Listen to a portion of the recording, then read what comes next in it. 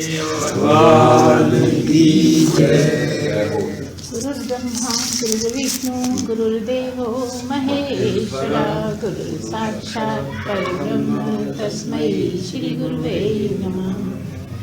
त्वमेव माता च पिता त्वमेव बन्धुश्च सखा त्वमेव विद्या त्वमेव सर्वं मम देव त्वमेव सर्वं मम देव। सर्वे भवन्तु सुखिनः, सर्वे सन्तु निरामया, सर्वे भद्राणि पश्यन्तु मा कश्चित् दुःखभाग् भवेत्। सच्चिदानंद भगवान की जय। सद्गुरुदेव भगवान की जय। सनातन धर्म की जय। यहाँ पर 3 तरह के कर्म बताए जी। किसको पहले कभी बताया है कि कौन सा कर्म है, क्या अकर्म है, क्या विकर्म है, और यहाँ पर बताया है कि कर्म के 3 तरह होते हैं, 3 प्रकार होते हैं। एक तामसी, एक राजसी और एक सात्विक। अब इनमें अंतर बताया है कि तामसी क्या है, राजसी क्या है और सात्विक क्या है, क्या करना चाहिए क्या नहीं करना चाहिए, बस इसी में छुपा हुआ है। तो तामसी क्या है, जो नहीं करने वाले कर्म हैं बस वो करना ही तामसी। एक एक लाइन में आपको याद रखने के लिए हम पहले बताएंगे कि तामसी कर्म कौन से हैं। जो नहीं करना चाहिए अगर वो करते हो तो आप तामसी प्रकृति के हो और तामसी कर्म करने में ही आपका मन लगता है, ठीक है। दूसरे वाले जो हैं राजस हैं, राजसी कर्म है। अगर आप फल की इच्छा से करते हो, अगर आप क्रिया के स्तर पे करते हो, यहाँ खास तौर से जोड़ दिया जाए कि मैं करता हूँ, मैं अगर बहुत बड़ा है आपका करने की ज़्यादा इच्छा क्या रहती है, मतलब मैं करता रहता हूँ बस ये लगे, ये खास बात है जिसमें आई नहीं है लेकिन है। राजसी में क्रिया विशेष है इसलिए उसको आप नहीं छोड़ सकते, क्रिया विशेष होना ही तो राजसी है।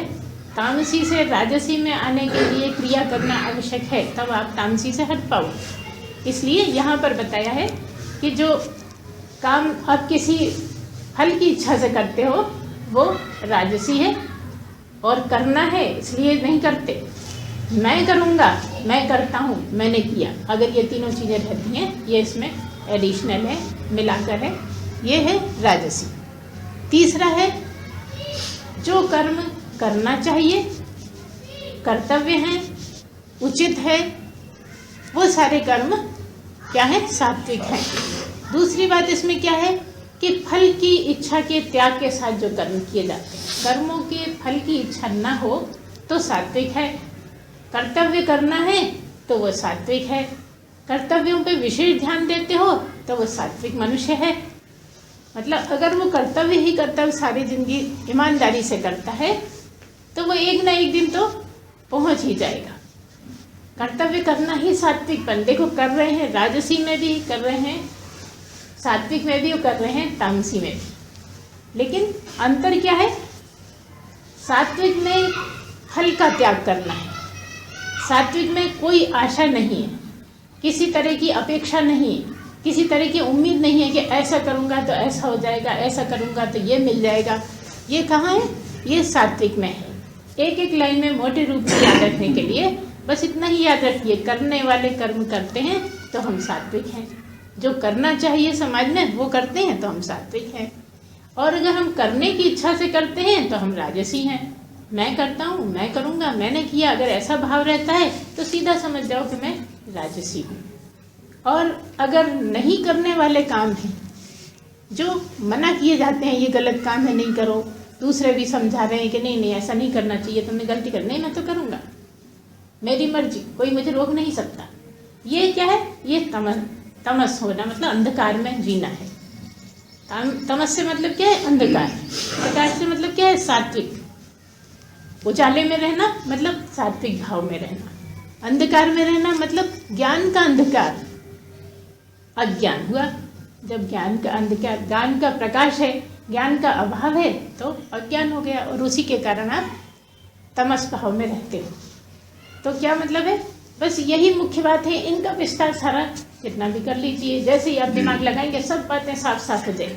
जो करना चाहिए, जो हमें जैसे अपने रिश्ते हैं, किसके साथ कैसे संबंध रखना चाहिए, क्या रिश्ता है, क्या कहाँ गलत है, तो इस तरह का अगर आप मस्तिष्क से अर्थात विवेक पूर्वक सोच समझ के आप करते हो तो क्या हो, बोलिए, सात्विक हो। हाँ, सोच समझ के कर रहे हो, विवेक पूर्वक काम कर रहे हो, फल की आशा नहीं करते, भगवान के हाथ में, वो जो चाहे सो करे, वो जो उचित समझेगा वो मुझे फल देगा, ना दे तो ना दे, मुझे इससे कुछ लेना देना नहीं, क्योंकि हमें पता है कि पिछले जन्मों के भी हमारे बहुत कर्म पड़े हुए हैं और वो निपटने हैं।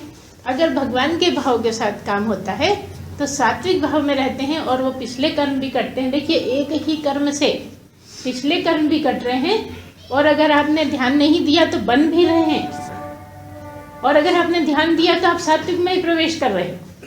एक ही जगह एक ही समय में सब कुछ हो सकता है अगर विवेक से काम नहीं लिया तो, और विवेक से काम लिया तो आगे बढ़ गए, विवेक से काम नहीं लिया तो पीछे चले गए। इसलिए हम लगभग हर बार कह देते हैं, हर साधक को सावधान रहने की बहुत आवश्यकता है, हर वक्त उसे सावधान रहना है।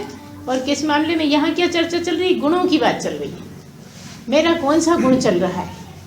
अगर ये ध्यान रखता है कि मेरा गुण कौन सा चल रहा है, इस पे जब आप मनन करेंगे तो ही समझ पाएंगे, नहीं तो ढूंढते रहेंगे कौन सा चल रहा है और समझ ही नहीं पाएंगे। क्योंकि स्वार्थी होता है आदमी, और तब भी ये सोचता है कि मैं स्वार्थी थोड़ी हूँ। कोई भी मनुष्य ऐसा सोचता है, स्वार्थ सोचते हुए चाहते हुए भी ये दावा करता है कि मैं स्वार्थी नहीं, वो तो मुझे करना चाहिए इसलिए मैं कर लिया। इसलिए जब तक आप इसको दूसरा नहीं समझेंगे तब तक आप अपने गलतियाँ नहीं पकड़ सकते। और हमेशा हम इसको पहले ही समझते हैं कि यही तो मैं हूँ, जो दिख रहा है वही तो मैं हूँ, इतने दिख रहे हैं, ये हैं, बाहर वाले वो हैं, और ये जो हूँ ये मैं ही हूँ।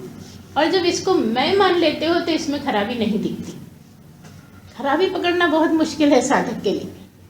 अगर वो ईमानदारी से नहीं चलता, अगर वो विवेक पूर्वक नहीं सोचता तो वो पकड़ नहीं सकता, और पकड़ नहीं सकता तो आगे नहीं बढ़ सकता।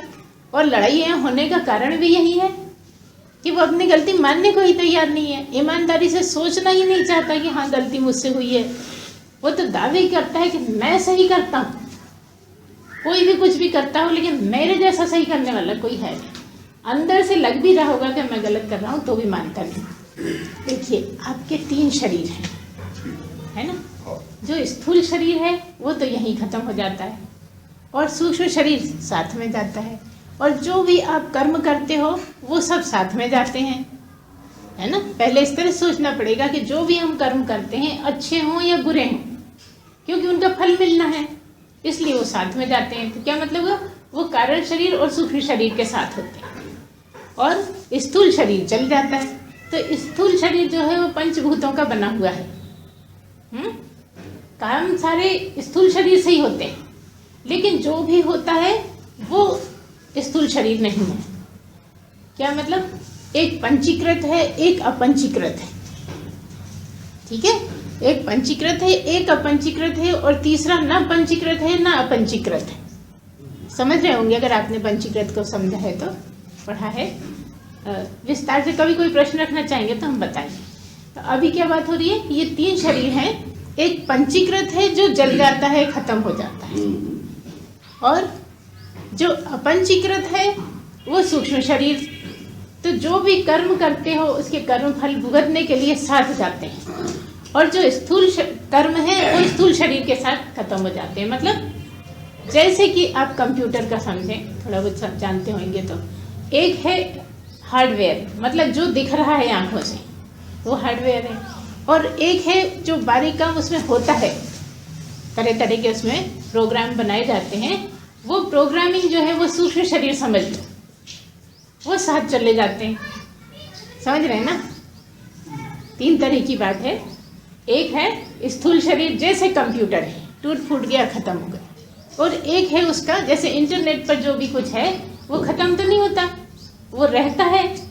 कहीं भी कोई भी कंप्यूटर उसको पकड़ सकता है, कहीं से भी आप कंप्यूटर को देख के उसको पढ़ सकते हो। ऐसा ही कुछ यहाँ पर भी बात है। स्थूल शरीर जो काम हो रहे हैं, चीज़ों से काम हो रहे हैं, वो समझ में आता है। जहाँ मटेरियल लग रहा है, पंचभूत समझ में आ रहा है, वहाँ वो साथ में नहीं जाना है, यहीं कहीं जल गया। लेकिन जो कर्म हो गए उसका फल साथ लेके जाओगे, इसलिए वो सूक्ष्म शरीर कारण शरीर के साथ ही जाएंगे। ये आपके सवाल का जवाब। और ये पूछा ना आपने साथ जाते हैं कि नहीं? नहीं, मैंने ये नहीं पूछा, मैंने ये पूछा कि जो 3 गुण हैं वो गुण साथ में जाते हैं। हाँ, उन्हीं की तो बात कर रहे हैं। गुण जो है, शरीर जो बनता है पंचभूत का स्थूल, ये गुणों के कारण है, ठीक है ना। गुणों के कारण जो फल है वो साथ में जाएंगे, कर्म जो हो रहे हैं, क्योंकि गुण क्या है, तामसी हैं, राजसी हैं और सात्विक हैं, और गुणों के कारण कर्म हो रहा है। तो गुण तो शरीर का पंचभूत से बने हुए हैं, कहते हैं गुणों का ही फल है शरीर, स्थूल शरीर। लेकिन तब भी शरीर 3 है ना, बात को आगे तक समझना पड़ेगा, इतनी बात नहीं है। बात यह है कि शरीर 3 है, एक शरीर खत्म हो जाता है, एक शरीर दूसरा शरीर धारण कर लेता है, तो उसी ढंग से समझना पड़ेगा तीनों को। तो बने हैं गुण, शरीर, ये सब स्थूल है, लेकिन एक सूक्ष्म यह है जो उनका परिणाम रूप है, वो साथ जाता है।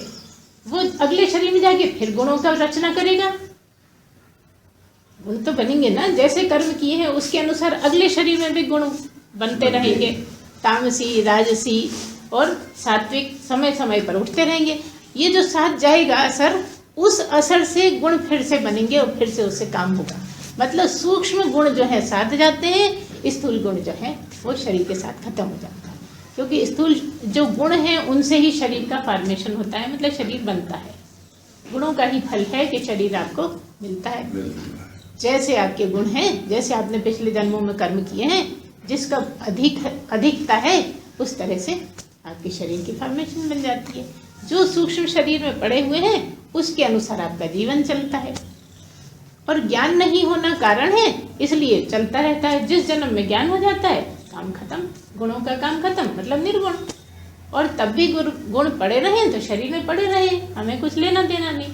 तीनों ही शरीर का काम खत्म हो गया, कारण शरीर मिट गया, जिस कारण से हम मनुष्य बन के आए थे वो खत्म हो गए, तो गुणों की बात खत्म हो गई। अब कहाँ हो, गुण शरीर में है और तुम आत्मा हो, इसलिए तुम्हें तो गुण छू भी नहीं सकते। साथ बार बार साथ जाते हैं, क्या मतलब, जब तक शरीर रहेंगे जब तक गुण रहेंगे, जब तक शरीर बना रहेगा तब तक गुण तीनों रहेंगे और चलते रहेंगे। लेकिन क्योंकि तुम आत्मा में पहुंच गए, तुम आत्मा ही हो गए, तो गुण तो चलते रहेंगे, लेकिन तुम्हारा कनेक्शन गुणों से नहीं होगा। क्यों नहीं होगा? क्योंकि आत्मा निर्लिप्त है, निर्लेप है, उसको कोई छू नहीं सकता, उसको कोई कुछ बिगाड़ नहीं सकता, इसलिए तुम्हारा कोई कुछ नहीं बिगाड़ सकता। शरीर का सब चलता रहेगा, क्योंकि शरीर जीवित है, इसी से दूसरों का कल्याण करना है, इसका होना आवश्यक है, नहीं तो दूसरों का कल्याण कैसे होगा? अकेले कमरे में अगर कोई बोलने लगे तो तुम घबरा के बाहर चल जाओगे, अरे भूत है भूत है। इसलिए शरीर की तो आवश्यकता है, और शरीर बिना गुणों के नहीं चल सकता, इसलिए सब गुण चलते रहेंगे। अधिकता कम ऐसा रहेगा, सात्विक ज़्यादा रहेगा। किसी महापुरुष के सात्विक गुण साफ साफ देखने को मिल जाते हैं, समझ में आते हैं। कभी जब भी कोई गलत काम हो गया तो तामसी हो गया, लेकिन तामसी वो है नहीं। क्यों नहीं है? क्योंकि वो आत्मा में ही निवास करता है, आत्मा ही हो गया है। आत्मा हो जाने के कारण उसको गुण छू भी नहीं सकते, हो रहा है सब। इसीलिए क्या होता है, मैं कुछ करता ही नहीं। ये बात बिल्कुल साफ हो गई कि मैं कुछ नहीं करता। अब जब मैं करता ही नहीं तो भोगूंगा क्यों? आत्मा में करना कराना है नहीं, आत्मा में कहीं जाना आना है नहीं। यही कारण है कि महापुरुष को कोई भी कर्म नहीं लगते, अर्थात कोई पाप पुण्य नहीं बनता। जो कर्म करते हैं उसका फल उसके अच्छा या बुरा चाहने वालों पर लागू हो जाते हैं, उनको सजा दे देते हैं या उनको आगे बढ़ा देते हैं। जो श्रद्धा करता है आगे बढ़ा देते हैं, जो जलन करते हैं, जो परेशान करना चाहते हैं, जो गलत विचार रखते हैं, उनको इसका परिणाम मिलता रहता है। ये सब होता रहता है, सब विधाता के काम। इसलिए सच्चिदानंद भगवान की जय। क्या है, मनुष्य के बहुत सारे जन्म, बहुत सारे कर्म पड़े हैं, और एक ही बार मनुष्य नहीं बना है, कई बार मनुष्य बना है। जब वो नीचे की योनि में भुगत चुका, थोड़ा निर्मल हो गया, फिर भगवान ने मनुष्य बना लिया कि फिर मौका देता हूँ। लेकिन यहाँ आया प्राप्त करने के लिए, बहुत सारे कर्म कर लिए, फिर जाना पड़ गया, क्योंकि यहाँ तो तैयारी नहीं है ना सहने के लिए। अगर यहाँ सहने की क्षमता हो जाए तो उसको नीचे जाने की जरूरत नहीं है। तो क्या मतलब है, जो कर्म बने हैं वो किसी किसी के साथ रहने से, साथ व्यवहार से बने हैं। किसी के लिए जलन रखता है, किसी को प्यार रखता है, किसी के साथ राग है, किसी के साथ द्वेष है। तो जहाँ से जितना लेना देना है उसके हिसाब से जन्म देते हैं। भगवान ने जन्म दिया, कोई एक जगह जन्म दे दिया, वहाँ लोगों का जितना लेना देना था बस जैसे ही निपटेगा वैसे ही वो शरीर छोड़ देगा। जितना भी लेना देना होगा, भले ही शब्दों का ही आदान प्रदान क्यों ना हो, क्योंकि भगवान के यहाँ धनवन से कुछ मतलब नहीं। जो तुमने कमाई करी है वही धन है, वही तुम्हारे संपत्ति है, वही समदम तितिक्षा। थोड़ा सा याद दिला देते हैं, जो साधन चतुष्टय है वह आपकी यहाँ की संपत्ति है, मतलब सत्संग की, अर्थात सात्विक कमाई करने के लिए। और बाकी जीवन में एक कोई संसारी आदमी है तो भी थोड़ी देर ट्रेन में गया, वहाँ किसी से थोड़ी बातचीत हो गई, उसको बुरा लग गया या स्वयं को बुरा लग गया, कहीं सड़क पे चल रहे थे, थोड़ा सा पैर लग गया, एक दो गालियाँ दे दी। ऐसे कर करके जहाँ जहाँ आपका ग्रुप है, आपसे संबंध होना है, ऐसी जगह आपको शरीर लेना पड़ेगा, क्योंकि वो बकाया है, वो लेना देना निपटाना है। अगर बहुत ज़्यादा लेना देना है उनके लिए तो जीवन में बड़े झंझट चलते रहते हैं, लंबे समय तक चलते रहते हैं, लंबी आयु रहती है। यह कुछ आपको उनके लिए करना है इसलिए लंबी आयु है, या आपके ऊपर जिम्मेदारियां बहुत आनी है सबकी इसलिए जिम्मेदारी है। ये सब क्या है उधारी ही, हर तरह से उधारी है। जिस दिन वो सब खत्म हो जाएगा, वहाँ पे आपका लेना देना बराबर हो जाएगा, शरीर छोड़ना ही पड़ेगा। इसलिए कभी कभी बच्चा पैदा होते ही मर जाता है, उसको खाली माँ बाप को ही दुखी करना था इस भाव से, कभी उसने इसको परेशान करा था, वो यहाँ के ऐसा हो गया उसका। कोई 10 साल जी जाता है, कोई 20 साल जी जाता है कि भाई इतना हमने पढ़ाई कर ली, इतनी उधारी ले ली, अब काम खत्म, कमाने का टाइम आया तो चल दिए। ये सब क्या है, बहुत साफ साफ है, सब कुछ समझ में आता है, लेकिन इंसान नहीं सुधरना चाहता। सब बिल्कुल स्पष्ट है कि मैं सही करूँगा तो सही रहेगा और गलत करूँगा तो मुझे ही भुगतना है, किसी को नहीं भुगतना। बस फिर दूसरी जगह जहाँ पर है बचे हुए लोग, क्योंकि एक जन्म नहीं है, बहुत सारे जन्म रहे, तो फिर वहाँ जाएगा। कभी कभी हम देखते हैं कि फैमिली का कोई है, परिवार का कोई ऐसा सदस्य सारी जिंदगी आपसे मिला ही नहीं, कोई ज़रूरत ही नहीं मिलने की, बाकी ऐसा मौका पड़ा कि बाकी सब इकट्ठे हुए, तुम इकट्ठे हो ही नहीं पाए। कारण क्या था, तुम्हारा कोई लेना देना नहीं था। इसलिए हर हाल में तसल्ली रखना चाहिए, जो भी हमारे साथ गुजर रहा है हमें बहुत शांति से निकालना चाहिए, क्योंकि जो हमारे साथ गुजर रहा है वो ज़्यादा जानता है, वो कर रहा है। उसका ऐतराज़ करोगे तो अगले जन्म में तुम्हें ज़्यादा उसका भुगतान भुगतना पड़ेगा, क्योंकि तुमने मांग कर ली कि हमें तो उसके साथ रहना था, देखो रहना हो ही नहीं रहा है, एक इच्छा बना ली, अब उसके लिए आपको फिर से जन्म लेना पड़ेगा। अगर पार लगना है तो इच्छाओं को बिल्कुल तिलांजलि देनी पड़ती है, इच्छाओं से कुछ लेना देना नहीं। इसीलिए सदा एक लाइन याद रखो, जाहि विधि राखे राम ताहि विधि रखिए, क्योंकि आपके बारे में आपसे ज़्यादा अच्छा भगवान आपके लिए करता है और जानता है। आपको नहीं याद किस किस जन्म में कहाँ कहाँ हुए हैं, किस जन्म की क्या कथा रही हमारी, जो जानता है वो तुम्हारे लिए उत्तम से उत्तम करता है। बस इतना फार्मूला याद रहे तो जो हो रहा है सब अच्छा हो रहा है, कुछ गलत हो ही कैसे सकता है। तो जो हमें परेशान करता है तो भी आपको अकेले में परेशान नहीं होना है, तसल्ली रखनी है कि अच्छा है उधार चुक रहा है, जितना हो उधार चुक जाए, जल्दी जल्दी निपटा दे भगवान। और यही कारण है कि जब हम सत्संग में बैठने लगते हैं तो ज़्यादा परेशानी आने लगती है, क्योंकि भगवान के प्रिय हो जाते हैं और भगवान कहता है अच्छा तू अब इधर आ गया, अब मैं तुझे हल्का करवाना शुरू कर दूँ। इसलिए तितिक्षा की परम आवश्यकता है। अगर आप सत्संगी हैं तो परिचय दीजिए तितिक्षा का, सहन शक्ति का परिचय दीजिए, आप कितना सह सकते हैं। आप झंझट खड़े तो नहीं करते, अगर आप नई बातें लड़ने की नहीं करते तो सचमुच में आप सत्संगी होते जा रहे हैं। लड़ाई खत्म करने की कोशिश करते हैं, मतलब आप सत्संगी हैं। आपका जीवन ही परिचय देगा कि आप सत्संगी हैं कि नहीं। काल है भी और नहीं भी है, समझने की बात है। क्यों नहीं है? काल शरीर का है, काल का भी महाकाल कौन है? आत्मा है। जिसको महाकाल बोलते हो शिव कह लो, कृष्ण कह लो, राम कह लो, लेकिन है आत्मा ही। जो वो दिख रहा है शिव, वो नहीं है महाकाल। उसमें जो रहता है वो महाकाल है, क्योंकि वो कभी मरता नहीं है। दिखने वाला तो चाहे पत्थर हो, चाहे कुछ भी हो, संगमरमर हो, कुछ भी हो, खत्म होएगा ही। तुमने एक बहाना बना लिया है दिखने के लिए, क्योंकि श्रद्धा जताना चाहते हो, पूजा करना चाहते हो, कोई सहारा चाहिए, कोई बहाना चाहिए, इसलिए बना लिया। तो वो शरीर दिखता है वो नहीं है। काल का भी महाकाल क्या है? आपकी आत्मा ही है। इसलिए आत्मा का कुछ नहीं बिगड़ता। जहाँ भी काल है वो शरीर का ही है।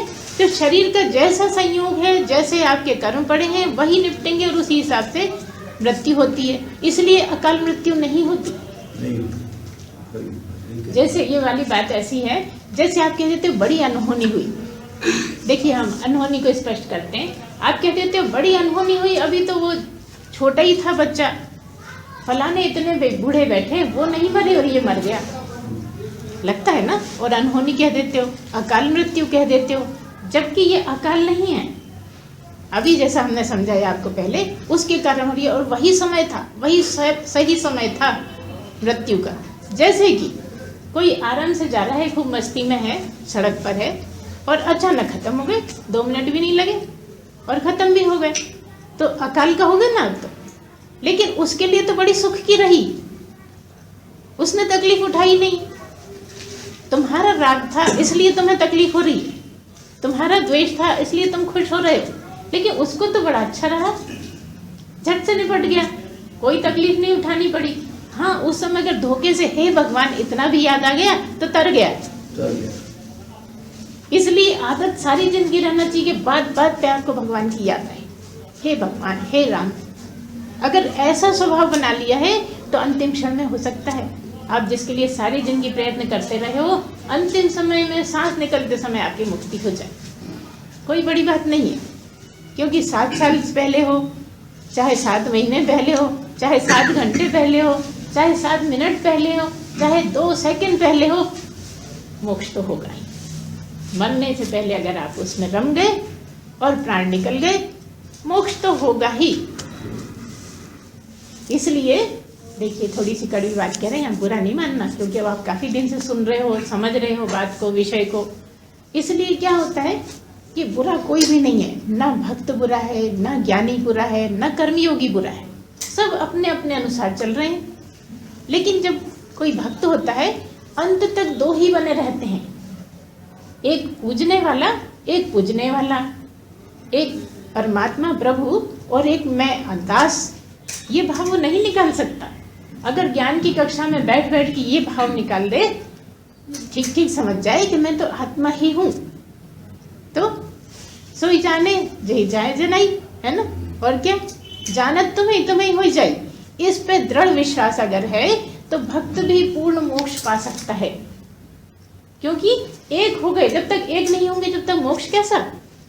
जब तक 2 रहेंगे, एक परमात्मा, एक मैं, अंत तक 2 का ही भाव बना रहा। इसलिए हम कहते हैं तीनों चीजों में परहेज मत करो, ये परहेज दूरियां बना देता है। और ठीक ठीक सबको समझो तो अंत समय तुम ही तुम हो, तुम्हारे अलावा कोई है ही नहीं। कोई कुछ भी कहता रहे, कुछ फर्क नहीं पड़ता।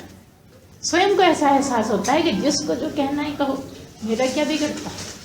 इसलिए इन चीजों का परहेज बिल्कुल नहीं करना है। और आपका जो ये प्रश्न था, जो भी होता है होता ही है, परमात्मा की इच्छा से होता है। वो दुख नहीं देना चाहता, अचानक निपटा दिया। किसी को बहुत दुख झेलने हैं, 10 साल से बीमार पड़े हैं। अब आप कहते हैं खूब बुरे कर्म किए होंगे इसीलिए तू पड़ा है। नहीं, तुमने अपने लिए तैयारी कर ली। अगर किसी को आप कहते हो कि देखो कैसा भुगत रहा है, सड़ रहा है, 10 साल से 5 साल से 15 साल से बिस्तर पर पड़ा है, भुगत रहा है, ऐसा तुम कह के बहुत बुरा कर लेते हो। किसका? उसका नहीं, अपना। उसका जो चल रहा है वो तो अपने कर्म काट रहा है। तुमने अपने कर्म के लिए तैयारी कर ली, मतलब उसका तुम्हारे सिर पे आ सकता है।